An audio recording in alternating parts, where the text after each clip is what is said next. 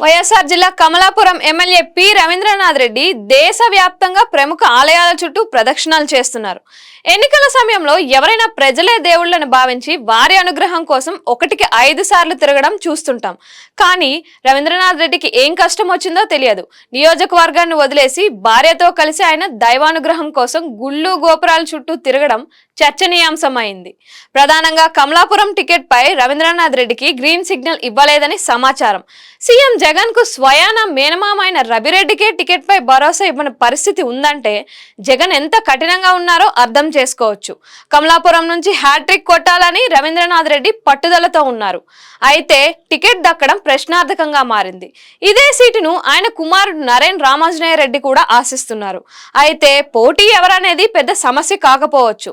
కమలాపురంలో తన మేనమామపై అంత పాజిటివ్ లేదని సర్వే నివేదికల ద్వారా జగన్ తెలుసుకున్నారు. దీంతో ప్రత్యామ్నాయ నాయకత్వానికి తెరపైకి తీసుకొచ్చే తలంపులో జగన్ ఉన్నట్టు రవీంద్ర రెడ్డి గ్రహించారు. అందుకే టికెట్ దక్కదనే భయం ఆయన వెంటాడుతుంది.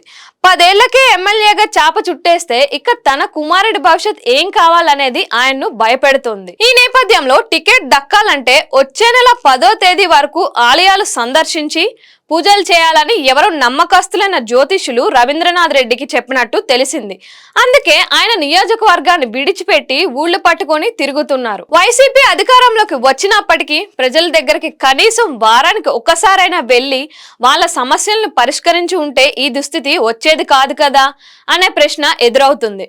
మరోవైపు కమలాపురం టీడీపీ ఇన్ఛార్జ్ పుత్తా నరసింహారెడ్డి చేరికలపై దృష్టి సారించి వాటిని వేగవంతం చేశారు. మరి మేనమామకు టికెట్ పై క్లారిటీ ఎప్పుడిస్తారో, ఆయన రంగంలోకి దిగేందుకు శుభముహూర్తం ఎప్పుడో అనే చర్చ కమలాపురంలో జరుగుతుంది.